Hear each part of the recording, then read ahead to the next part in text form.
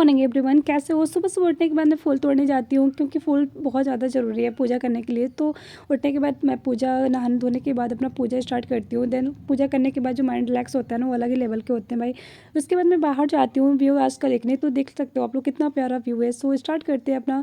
तो hello everyone, welcome back to the channel. I hope सब बढ़िया होंगे और आपकी प्रिपरेशन अच्छी चल रही होगी। सो प्रिपरेशन के वक्त जो सब्जेक्ट में काफ़ी ज़्यादा प्रॉब्लम आपको फेस करनी होगी ना, वो होगी मैथ। क्योंकि मैथ एक ऐसा सब्जेक्ट है जिसमें कॉन्सेप्ट को अगर आप समझ लोगे अच्छे से तो आप क्वेश्चंस को अच्छे से कर पाओगे। अगर आपके कॉन्सेप्ट क्लियर नहीं है मैथ के तो आप क्वेश्चंस को जो अटेम्प्ट ही नहीं कर पाओगे, ठीक है। तो और कॉन्सेप्ट के साथ साथ में कैलकुलेशंस का जो रोल होती है ना, वो सबसे ज़्यादा आपका होता है। क्योंकि इस पर आपका कॉन्सेप्ट भी क्लियर है लेकिन आपकी कैलकुलेशंस ही फास्ट नहीं है। आपको परसेंटेज में फ्रैक्शंस की कन्वर्ट ही करना नहीं आ रहा है, तो चीज़ें वहाँ पे गड़बड़ हो जाएगी, ठीक है। आपको टाइम वेस्ट हो जाएगा और वो क्वेश्चंस जो आपका वेस्ट हो जाएगा। जो आपको क्या चीज़ें ध्यान में रखनी है जब आप मैथ करो और कितना टाइम आपको मैथ में देनी है, ठीक है। और मैं आपको ये भी बताऊंगी कि जो मेरा मैथ का डेली रूटीन क्या रहता है, जैसे क्लासेस चलती है उसके अलावा जो मैथ में कैसे प्रैक्टिस करती हूँ, वो सारा कुछ मैं आपको इस वीडियो में बताने वाली हूँ। सबसे पहले मैं अपना स्टडी रूटीन बता देती हूँ कि जो मेरे मैथ में और डेली रूटीन में क्या करती हूँ कि जो मैं मैथ की क्लासेस लेती हूँ ना, वो मेरी लाइव क्लासेस नहीं लेती हूँ, ठीक है, रिकॉर्डेड लेती हूँ। क्योंकि लाइव में जो मेरे कॉन्सेप्ट क्लियर हैं तो मैं रिकॉर्डेड भी देखती हूँ। रिकॉर्डेड में ट्राई करती हूँ कि 2 से 3 क्लासेस जो मैं डेली देखूँ मैथ की। तो क्लासेस के बाद जो मेरे रह जाते हैं ना, वो रहते हैं कैलकुलेशंस और कॉन्सेप्ट। तो देखो कैलकुलेशन जो है ना, वो आपको बहुत ज़्यादा इंपॉर्टेंट होती है। क्योंकि मैंने आपको स्टार्टिंग में ही बताया, आपको कॉन्सेप्ट क्लियर है लेकिन आपकी कैलकुलेशंस में दिक्कत है। अगर आप छोटे छोटे कॉन्सेप्ट भी क्लियर नहीं कर रहे हो तो 1/4 कितना परसेंटेज है, 2/7 कितना परसेंटेज है, तो क्वेश्चंस में जो आपकी बहुत ज़्यादा प्रॉब्लम आएगी वहाँ पे उससे ये छोटी छोटी कैलकुलेशंस है ना, डेली बेसिक पे एंड कर सकते हो। या आप जो ऑनलाइन यूट्यूब से कैलकुलेशन की प्रैक्टिस कर लो, ठीक है। या फिर आप एक कोई बुक परचेज़ कर सकते हो कैलकुलेशंस के लिए। तो मैंने एक बुक परचेज़ कर रखी है, स्पेक्टर 14, मैंने अपने पहले भी बताई हूँ। तो उससे जो है कि ना मैं डेली 14 से 45 मिनट्स जो है प्रैक्टिस कर लेती हूँ। उसमें जैसे कि आपको दिखा देती हूँ कि मतलब कि कैसे, अगर आपको समझ में नहीं आ रहा होगा तो मैं लिंक भी प्रोवाइड कर दूँगी कि कौन से बुक वहाँ पे लेनी है आपको, ठीक है। तो मैं डिस्क्रिप्शन बॉक्स में ऐड कर दूँगी लिंक भी। तो आप सोचो कि मैं यहाँ पे परसेंटेज की बात इसलिए कर रही हूँ क्योंकि सबसे ज़्यादा जो क्वेश्चंस पूछे जाते हैं ना, उसमें से कैलकुलेशन परसेंटेज की फ्रैक्शंस ही आती है।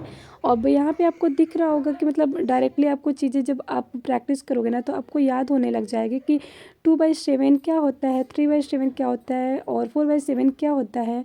और ये डायरेक्टली आपको क्वेश्चंस में मिलेगी। अगर आपको कोई क्वेश्चंस आ रहा है ना तो पूछा जाएगा कि मतलब 4/7 इसका कितना होगा, तो डायरेक्टली ये क्वेश्चंस जो एग्ज़ाम में आते हैं, जितना आपको मतलब प्रैक्टिस करोगे ना उतनी ज़्यादा चीज़ें आपको डेली बेसिक पे आपको रिवाइज होती रहेंगी। और ऐसा नहीं है कि अगर आपने एक दिन में कैलकुलेशन कर ली तो आप 2 से 3 दिन ना करो, आपको चीज़ें याद रहेगी। जब आप डेली प्रैक्टिस करोगे तो आपकी चीज़ें आपको याद रहेगी। तो जो आपको क्वेश्चंस है ना, जो जल्दी सॉल्व होगा। अब बात कर लेती हूँ कॉन्सेप्ट की। तो आपके कॉन्सेप्ट अगर आपके क्लियर नहीं है तो आप कैसे क्लियर कर सकते हो। तो देखो सबसे पहले ना यूट्यूब पे जाके सर्च कर लो। जैसे मतलब वैसे मैंने डिस्क्रिप्शन में लिंक डाल दिया है। सो वहाँ पे मैंने 3 से 4 टीचर्स की प्लेलिस्ट लगा दी है इस परसेंटेज चैप्टर की, क्योंकि सबसे बेसिक चैप्टर वही है, ठीक है। तो अगर आपको करना है, आपको बिल्कुल नए हो, आपको नहीं पता कौन से टीचर से पढ़ना है, तो आप क्या कर सकते हो, डिस्क्रिप्शंस में जाना है। ख़त्म होने के बाद वहाँ पे ना परसेंटेज चैप्टर की मैक्स टू मैक्स आप 3 क्लासेज हर टीचर की देख लेना, जो मैंने डिस्क्रिप्शंस में दी है। आपको वहीं से समझ आ जाएगी कि आपको कौन से टीचर से कॉन्सेप्ट ज़्यादा अच्छे से क्लियर कर पाओगे, ठीक है। तो यानी देखो, अगर आपकी मैथ, अगर मैं बताऊँ, बिल्कुल वीक है, बिल्कुल आपको बेसिक से पढ़ना है, तो आप राकेश यादव सर से पढ़ सकते हो, ठीक है। और अगर आपकी मैथ एवरेज है, यानी आपको चीज़ें जल्दी पकड़ लेते हो, तो आपको ट्रिक्स वगैरह ना जल्दी समझ में आ जाती है। तो मैथ में आपको रेशियो आपको समझ में आ जाता है, ठीक है। फ्रैक्शंस आपको समझ में आ जाती है। तो आप जो गगन प्रताप सर है ना, पढ़ सकते हो, क्योंकि जो थोड़ा सा एक लेवल ऊपर है उनका, ठीक है। तो या तो आप उनसे पढ़ सकते हो या फिर डिस्क्रिप्शंस में मैं लिंक दे दी हूँ, वहीं से पूरी आपको प्लेलिस्ट दिख जाएगी। अगर आपको 3 या 4 क्लासेस देख लोगे ना, तो अगले 2 से 3 दिन आपको पता चल जाएगा कि आपको कौन से टीचर से पढ़ना चाहिए। तो ये आपको उन्हीं टीचर से कंटिन्यू रखो, ठीक है। या फिर अगर आप चाहते हो तो पेड बैच भी आप पेड कर सकते हो, बैच के लिए भी जा सकते हो। पर जाने से पहले आप एक बार उनकी जो क्लासेज अवेलेबल है उनको पढ़ लेना, और उनको एक बार देख लेना कि जहाँ से आपके कॉन्सेप्ट क्लियर हो रहे हैं उन्हीं से मैथ पढ़ो, ठीक है। देखो यहाँ से तो आपको टीचर्स मिल जाएंगे कि कौन से टीचर्स आपको पढ़ना है, आपको मतलब अपना क्या एफर्ट्स होना चाहिए, आपको क्या मेहनत करनी है।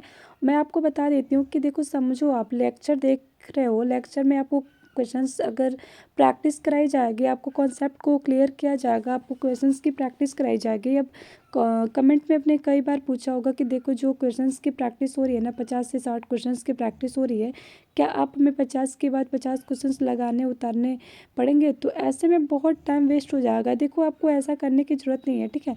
जब आप 10 से 12 क्वेश्चंस कर लोगे ना, तो टाइप वाइज क्वेश्चन जो है आपको, जो बाकी 1-2 क्वेश्चंस ऐसे आएंगे, 3-4 क्वेश्चंस ऐसे आएंगे जो आपको देखने से पता चल जाएगा कि अच्छा ये ऐसे सॉल्व होगा, ठीक है। तो कुछ ऐसे क्वेश्चंस तो सिमिलर ही होते हैं, तो आपको उतारने की ज़रूरत नहीं है।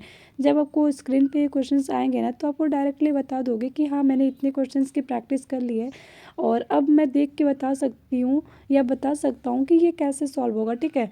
यानी कुछ क्वेश्चंस का को कंसेप्ट क्लियर होगा, बस जो चीज़ें रह जाएगी वो आपकी कैलकुलेशन रह जाएगी। अगर आपकी कैलकुलेशन स्ट्रांग है तो आप प्रॉब्ली ही सॉल्व करके आंसर दे दोगे। जैसे आपको डिजिटल सम आता है, यूनिट डिजिट आता है, ठीक है। तो ये चीज़ें जो है ना आप करके दे दोगे। क्वेश्चंस आपको तो उतारने हैं जब आपको लगे कोई न्यू टाइप का क्वेश्चन है, जैसे टाइप वाइज क्वेश्चंस होते हैं। टाइप 1 जैसे थोड़ा इजी लेवल हो गया, टाइप 2 में थोड़े बड़े क्वेश्चंस हो जाएंगे, तो टाइप मतलब 3 में बड़े क्वेश्चंस जाएंगे। तो आप वैसे क्वेश्चंस को जो उतारते रहना है ना, तो देखो मैं आपको मतलब बता देती हूँ। जो ये वाला आप बोलते हो ना कि उतारना ज़रूरी है, रजिस्टर बनाना ज़रूरी, तो इसमें पहले मैंने क्या गलती की थी कि स्टार्टिंग में मैंने हर क्वेश्चंस को उतारा था, ठीक है। जब ऐसे मैं क्या हो गया क्वेश्चन कि मैं तो वो सारे को उतार लिए, और ऐसे में थोड़ा ना फिर बोरिंग भी होता है यार, हर क्वेश्चन उतारना फिर आंसर देखना, ऐसे मतलब लेक्चर आपका 3-3 4-4 घंटे चलेगा, ठीक है। तो ये थोड़ा बोरिंग हो जाता है, तो इस वजह से मैंने काफ़ी सारे ना क्वेश्चंस उतार दिए, ठीक है। लेकिन तब मुझे पता चला कि देखो सारे क्वेश्चंस उतारने की ज़रूरत नहीं है। क्वेश्चन आप वही उतारो जो न्यू टाइप के क्वेश्चन लगे, ताकि जब आप रिवाइज करो ना, तो आपको प्रैक्टिस करते रहो उन क्वेश्चन से, ठीक है। तो उसके बाद क्या होता है, इसमें मैं वही क्वेश्चन प्रैक्टिस करती हूँ जो मेरे मतलब का प्रॉब्लम सॉल्व हो रहा है, ठीक है। जैसे मैंने 10-12 क्वेश्चंस कर लिए, अब मेरे को आगे के क्वेश्चन आ रहे हैं, तो मैंने इसमें खाली कैलकुलेशंस कर ली और आंसर दे दिया। जो न्यू टाइप के क्वेश्चंस है ना, वो पतली में ऐसे 2 नोटबुक बना रखी है, जिसमें मतलब कि जो चीज़ें चैप्टर वाइज या फिर टॉपिक वाइज जो है क्वेश्चंस लगा देती हूँ। फिर टाइप का मतलब जो बिल्कुल न्यू टाइप के क्वेश्चंस मेरे को लगते हैं, हाँ यार से थोड़ा नया क्वेश्चंस है, तो ये मॉक लेवल का क्वेश्चंस है, तो ये नया है, इसको लिख लो, तो क्वेश्चंस को उतारती हूँ। तो आप ऐसे भी मतलब करना, सारे क्वेश्चंस उतारोगे तो आपको मैथ के सारे सब्जेक्ट में ही रह जाओगे, सारे मत उतारना क्योंकि उसमें बहुत टाइम जाएगा। अब वही क्वेश्चन उतारना जो आपको लगे इम्पॉर्टेंट है, थोड़ा न्यू टाइप का क्वेश्चन है जो वो आ सकता है, ठीक है। तो क्वेश्चन उतारना और उसकी प्रैक्टिस करना, तो इस तरीके से हो जाएगा ना, आपके कॉन्सेप्ट भी पूरे हो जाएंगे और आपका कैलकुलेशंस भी प्रैक्टिस जो है बुक से कर ही रहे होंगे आप लोग, तो यहाँ से भी कॉन्सेप्ट पूरे हो सकते और कैलकुलेशन पूरी हो रही है। अब थर्ड चीज़ जो रह जाती है, जो सबसे ज़्यादा इंपॉर्टेंट है, जो प्रैक्टिस।